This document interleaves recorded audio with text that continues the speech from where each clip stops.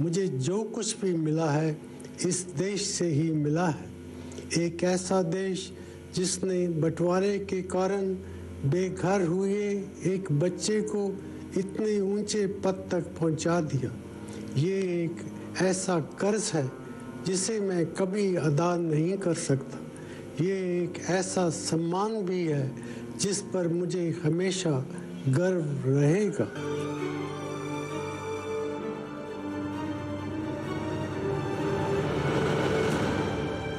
नमस्कार दोस्तों, आज हम बात करने वाले हैं स्वतंत्र भारत के 13वें प्रधानमंत्री मनमोहन सिंह के बारे में।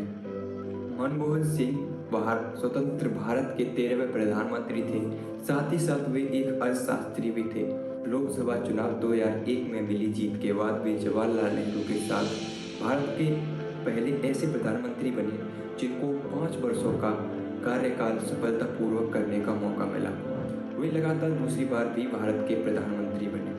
इन्हें 21 जून 1991 से 13 मई 1996 तक पीवी नरसिम्हा राव के प्रधानमंत्रित्व काल में वित्त मंत्री के रूप में भी किए गए आर्थिक सुधारों के लिए भी श्रेय दिया जाता है।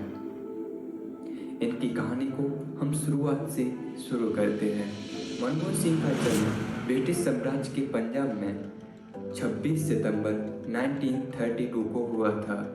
उनकी माता का नाम अमृत कौर और पिता का नाम गुरमीत सिंह था। देश के विभाजन के बाद सिंह का परिवार भारत चला आया। यहाँ पंजाब विश्वविद्यालय से उन्होंने स्नातक तथा स्नातकोत्तर की पढ़ाई की। बाद में वे कैम्ब्रिज विश्वविद्यालय चले गए। यहाँ से उन्होंने पीएचडी की। तत्पश्चात उन्होंने ऑक्सफोर्ड विश्वविद्यालय से डी.फिल भी किया। उनकी पुस्तक India's export trends and prospect for self sustained growth Bharat की अंतर्मुखी व्यापार की नीति की पहली और सटीक आलोचना मानी जाती है। डॉक्टर मनमोहन सिंह ने अर्थशास्त्र के अध्यापक के तौर पर काफ़ी ख्याति अर्जित की। वे पंजाब विश्वविद्यालय के बाद में प्रतिष्ठित दिल्ली स्कूल ऑफ इकोनॉमिक्स में प्रधानाध्यापक भी रहे। इसी बीच वे संयुक्त राष्ट्र व्यापार और विकास सम्मेलन सचिवालय में सलाहकार भी रहे और 1979 से 1990 में जिनेवा में साउथ कमीशन में सचिव भी रहे। 1971 में डॉक्टर मनमोहन सिंह भारत के वाणिज्य एवं उद्योग मंत्रालय में आर्थिक सलाहकार के तौर पर नियुक्त किए गए। इसके तुरंत बाद 1972 में उन्हें वित्त मंत्रालय में मुख्य आर्थिक सलाहकार बनाया गया। इसके बाद के वर्षों में वे योजना आयोग के उपाध्यक्ष रहे, रिजर्व बैंक के गवर्नर, प्रधानमंत्री के आर्थिक सलाहकार और विश्वविद्यालय अनुदान आयोग के अध्यक्ष भी रहे। भारत के आर्थिक इतिहास में हाल के वर्षों में सबसे महत्वपूर्ण मोड़ तब आया जब डॉक्टर मनमोहन सिंह ने 1991 से 1996 तक भारत के वित्त मंत्री रहे। उन्हें भारत के आर्थिक सुधारों का प्रणेता माना जाता है। आम जनमानस में ये साल निश्चित रूप से डॉक्टर मनमोहन सिंह के व्यक्तित्व के इर्द गिर्द घूमता रहा। डॉक्टर मनमोहन सिंह के परिवार में उनकी पत्नी श्रीमती गुरुशरण और 3 बेटियां हैं। अब हम बात करते हैं उनके राजनीतिक जीवन के बारे में। 1985 में राजीव गांधी के शासनकाल में मनमोहन सिंह को भारतीय योजना आयोग का उपाध्यक्ष चुना गया। इस पद पर उन्होंने निरंतर 5 वर्षों तक कार्य किया, जबकि 1990 में यह प्रधानमंत्री आर्थिक सलाहकार बनाए गए। जब पीवी नरसिम्हा राव प्रधानमंत्री बने तो उन्होंने मनमोहन सिंह को 1991 में अपने मंत्रिमंडल में सम्मिलित करते हुए वित्त मंत्रालय का स्वतंत्र प्रभार सौंप दिया। इस समय डॉक्टर मनमोहन सिंह ने तो लोकसभा न ही राज्यसभा के सदस्य थे, लेकिन संवैधानिक व्यवस्था के अनुसार सरकार के मंत्री को संसद का सदस्य होना आवश्यक होता है। इसलिए 1991 में असम से राज्यसभा के लिए चुना गया। मनमोहन सिंह ने आर्थिक उदारीकरण को उपचार के रूप में प्रस्तुत किया और भारतीय अर्थव्यवस्था को विश्व बाजार के साथ जोड़ दिया। डॉक्टर मनमोहन सिंह ने आयात और निर्यात को सरल बनाया। लाइसेंस एवं परमिट गुजरे जमाने की चीज हो गई। निजी पूंजी को उत्साहित करने, रुग्ण एवं घाटे में चलने वाले सार्वजनिक उपक्रमों हेतु अलग से नीतियां विकसित की। नई अर्थव्यवस्था जब घुटनों पर चल रही थी तब पीवी नरसिम्हा राव को कटु आलोचना का शिकार होना पड़ा। विपक्ष उन्हें नए आर्थिक प्रयोग से सावधान कर रहा था, लेकिन श्री राव ने मनमोहन सिंह पर पूरा यकीन रखा। मात्र 2 वर्ष बाद ही आलोचनाओं के मुंह बंद हो गए, उनकी आंखें फैल गईं। उदारीकरण के बेहतरीन परिणाम भारतीय अर्थव्यवस्था में नजर आने लगे थे। इस प्रकार एक गैर राजनीतिक व्यक्ति जो अर्थशास्त्र का प्रोफेसर था, भारतीय राजनीति में प्रवेश हुआ ताकि देश की बिगड़ी अर्थव्यवस्था को पटरी पर लाया जा सके। मनमोहन सिंह पहले पंजाब यूनिवर्सिटी और बाद में स्कूल ऑफ इकोनॉमिक्स में प्रोफेसर के पद पर थे। 1971 में मनमोहन सिंह भारत सरकार की कॉमर्स मिनिस्ट्री में आर्थिक सलाहकार के तौर पर शामिल हुए थे। 1972 में मनमोहन सिंह वित्त मंत्रालय चीफ इकोनॉमिक्स एडवाइजर बन गए। इसके अलावा वे अन्य कुछ पदों पर भी रहे। वित्त मंत्रालय में सचिव, योजना आयोग के उपाध्यक्ष, भारतीय रिजर्व बैंक के गवर्नर, प्रधानमंत्री के सलाहकार और विश्वविद्यालय अनुदान आयोग के अध्यक्ष।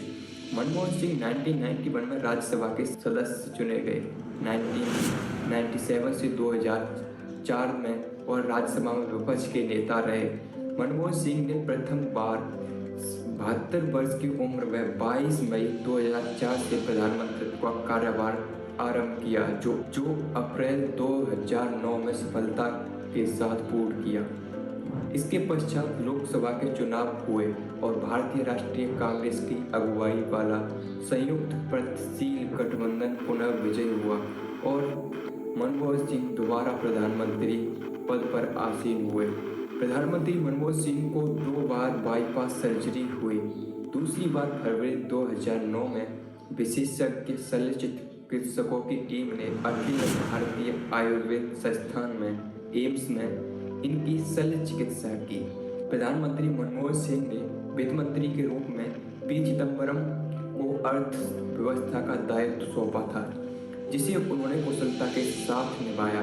लेकिन 2009 की विश्वव्यापी आर्थिक मंदी का प्रभाव भारत में भी देखने को मिला, परंतु भारत की बैंकिंग व्यवस्था का आधार मजबूत होने के कारण उसे उतना नुकसान नहीं उठाना पड़ा जितना अमेरिका और अन्य देशों को उठाना पड़ा।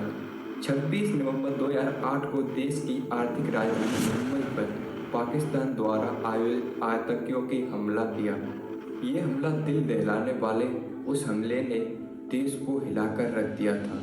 तब मनमोहन सिंह ने शिवराज पाटिल को हटाकर पी चिदम्बरम को गृह मंत्रालय की जिम्मेदारी सौंपी और प्रणब मुखर्जी को नया वित्त मंत्री बनाया। उसी समय भारत में 2G स्पेक्ट्रम घोटाला सामने आया। 2G स्पेक्ट्रम घोटाला जो स्वतंत्र भारत का सबसे बड़ा वित्तीय घोटाला है। उस घोटाले में भारत के नियंत्रक एवं महालेखा परीक्षक की रिपोर्ट के अनुसार 1,76,000 करोड़ का घपला हुआ। इस घोटाले में विपक्ष के भारी दबाव के चलते मनमोहन सरकार ने संचार मंत्री ए राजा को न केवल अपने पद से इस्तीफा देना पड़ा, अपितु उन्हें जेल भी जाना पड़ा। केवल इतना ही नहीं, भारतीय उच्चतम न्यायालय ने इस मामले में प्रधानमंत्री सिंह की चुप्पी पर भी बड़ा सवाल उठाया। इसके अतिरिक्त 2G स्पेक्ट्रम आवंटन को लेकर संचार मंत्री ए राजा सिंह की नियुक्ति के लिए हुए पैरवी के संबंध में नीरा राडिया पत्रकार नेताओं और उद्योगपतियों से बातचीत के बाद डॉक्टर मनमोहन सिंह की सरकार भी कटहरे में आ गई थी। फिर इसके बाद एक कोयला आवंटन घोटाला भी सामने आया। मनमोहन सिंह के कार्यकाल में देश में कोयला आवंटन के नाम पर करीब 26 लाख करोड़ रुपए की लूट हुई। इस घोटाले का राज है कोयले का कैप्टिव ब्लॉक, जिसमें निजी क्षेत्र को उनकी मर्जी के मुताबिक ब्लॉक आवंटित कर दिया गया। इस कैप्टिव ब्लॉक की नीति का फायदा हिंडाल्को, जेपी पवार, जिंदल पवार, जीवीके पवार और एक्सार आदि जैसी कंपनियों ने जोरदार तरीके से उठाया। यह नीति खुद प्रधानमंत्री मनमोहन सिंह के दिमाग की उपज थी। इसके अतिरिक्त उन्होंने अंतर्राष्ट्रीय मुद्रा कोष और एशियाई विकास बैंकों के लिए भी काफी महत्वपूर्ण काम किया। और इसी के साथ हम उनकी इस जीवन गाथा का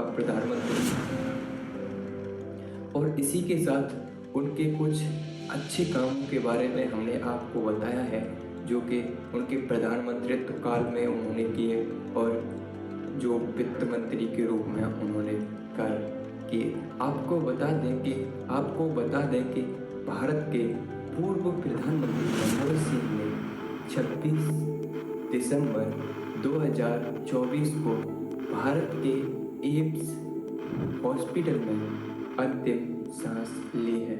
जी हाँ दोस्तों, भारत के पूर्व प्रधानमंत्री 92 वर्ष की अवस्था में अपनी सांसारिक जीवन को अलविदा कह चुके हैं। Thank you so much guys, आपको हमारी ये छोटी सी documentary type, thank you so much guys, आपको हमारे ये छोटी सी कहानी भारत के पूर्व प्रधानमंत्री के बारे में कैसी लगी तो उसे कमेंट में बता देना, और हम ऐसी सीरीज आपके सामने लाते रहेंगे। तो मिलते हैं अगले वीडियो में।